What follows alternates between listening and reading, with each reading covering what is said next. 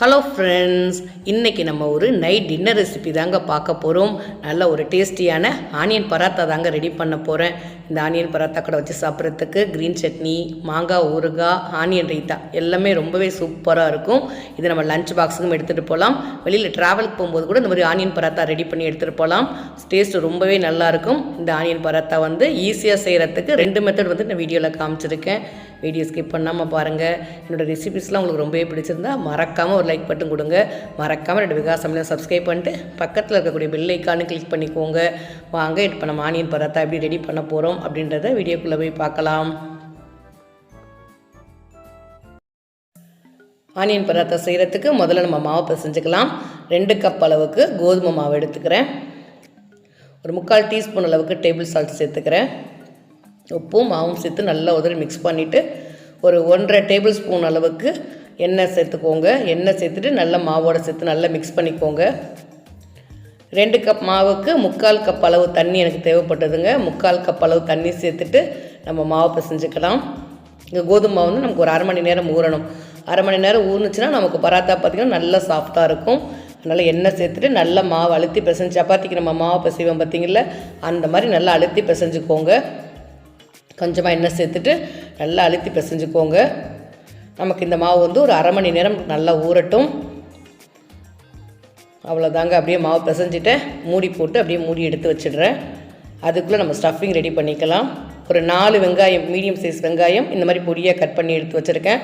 ஒரு 5 பல் பூண்டு பொடியாக கட் பண்ணியிருக்கேன். சின்ன துண்டு இஞ்சி, ஒரே ஒரு பச்சை மிளகா, கொஞ்சமாக கொத்தமல்லி, அவ்வளோதாங்க.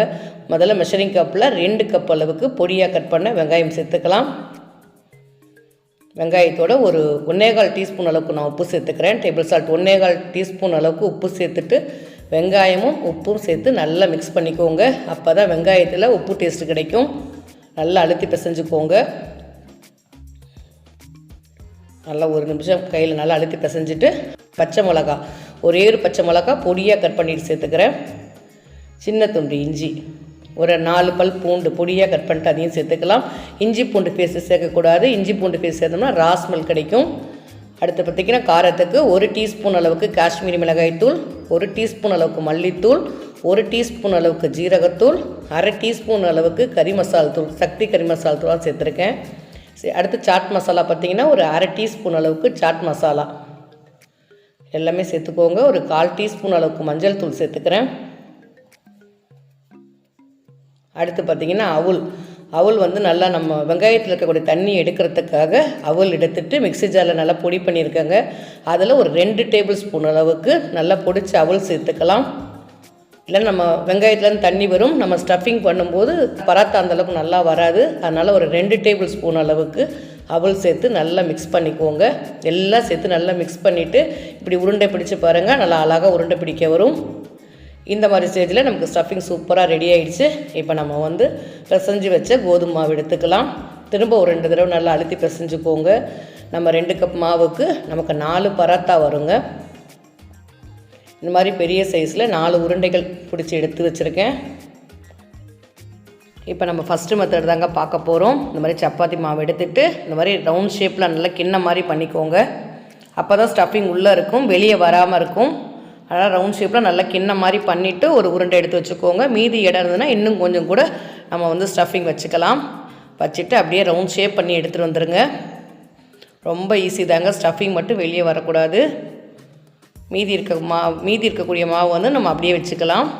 அழுத்தி விட்டுடலாம். அப்படியே அழுத்தி விட்டுடலாம். அழுத்தி விட்டுட்டு நம்ம கொஞ்சமாக கோதுமை மாவு தொட்டுட்டு நம்ம எப்படி சப்பாத்தி போடுவோம் பாருங்கள், அந்த மாதிரி போட்டுக்க வேண்டியதான். ரொம்ப அழுத்தி போட வேண்டாம், ஜென்டிலாக தைச்சிக்கோங்க.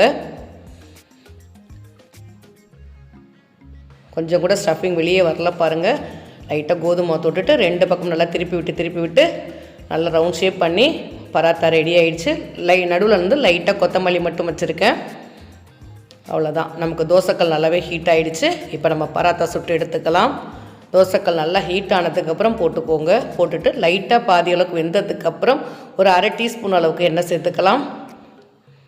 இப்போ திருப்பி விட்டுக்கிறேன் பாருங்கள். கொஞ்சம் கூட ஸ்டஃபிங் பிரிஞ்சு வரலை.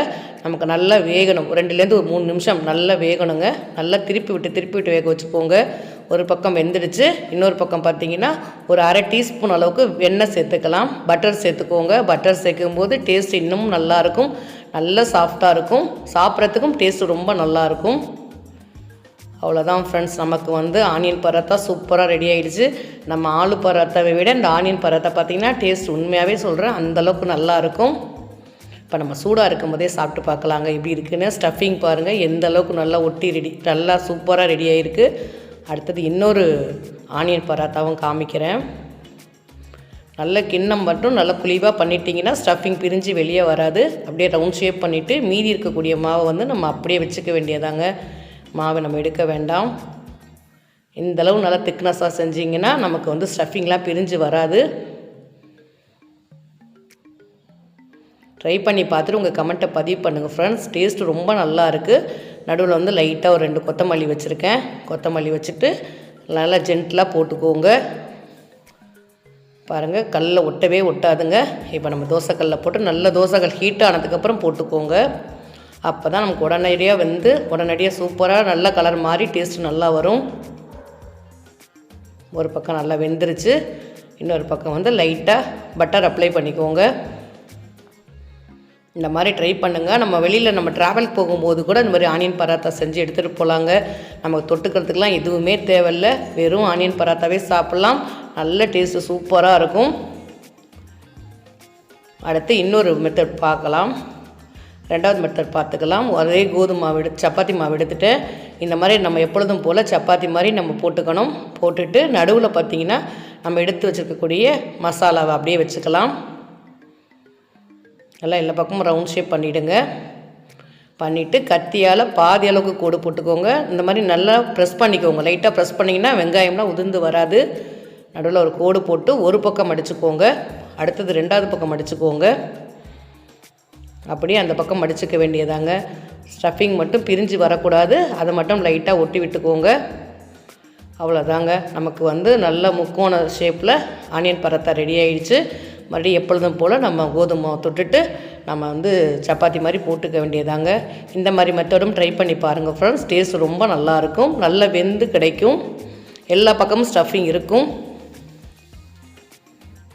இப்போ பாருங்கள் கீழே கொஞ்சம் கூட ஒட்டி இருக்காது. சப்பாத்திகளில் பார்த்திங்கன்னா கொஞ்சம் கூட ஒட்டி இருக்காது. தோசைக்கல் நல்லா ஹீட் ஆனதுக்கப்புறம் நான் ஆனியன் பராத்தா போட்டுக்கிறேன். லைட்டாக பாதி அளவு வெந்ததுக்கப்புறம் எண்ணெய் சேர்த்துக்கலாம்.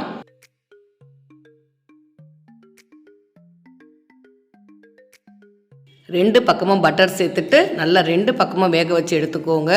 வேக வச்சு எடுத்திங்கன்னா நமக்கு நல்ல ஒரு டேஸ்டியான ஆனியன் பராத்தா சூப்பராக ரெடி ஆகிடுச்சு ஃப்ரெண்ட்ஸ். சின்னதாக ஒரு பூண்டு வாசனை, லைட்டான சின்னதாக ஒரு காரத்தோட நமக்கு ஆனியன் பராத்தா டேஸ்ட்டு ரொம்பவே நல்லாயிருக்கும். வாங்க இப்போ நம்ம ஆனியன் பராத்தா எப்படி இருக்குன்னு சாப்பிட்டு பார்க்கலாம். வாங்க நம்ம இன்றைக்கி ஆனியன் பராத்தா சாப்பிட்டு பார்க்கலாம். பாருங்கள் ஸ்டஃபிங் எந்த அளவுக்கு உள்ளே கோட்டிங் ஆகிருக்கு பாருங்கள். டேஸ்ட் உண்மையாகவே சொல்கிறேன், சின்னதாக ஒரு சாட் மசாலா வாசனை, ஜீரகத்தூள் வாசனை, லைட்டாக பூண்டு வாசனையோட சாப்பிட்றதுக்கு அந்தளவுக்கு சின்ன ஒரு மைல்டான காரத்தோட டேஸ்ட் அட்டகாசமாக இருக்குங்க. இன்றைக்கி நான் ஆனியன் ரைத்தா தான் ரெடி பண்ணியிருக்கேன். வெங்காயம், தயிர், லைட்டாக உப்பு, கொஞ்சமாக ஜீனி சேர்த்துருக்கேன். என்னோடய ரெசிபி பிடிச்சிருந்தா மறக்காமல் ஒரு லைக் மட்டும் கொடுங்க. என்னோடய விகாஸ் சமையல் சப்ஸ்கிரைப் பண்ணிட்டு பக்கத்தில் இருக்கக்கூடிய பெல் ஐக்கானு கிளிக் பண்ணிக்கோங்க. உங்களுடைய கமெண்ட்டையும் பதிவு பண்ணுங்கள். தேங்க்யூ.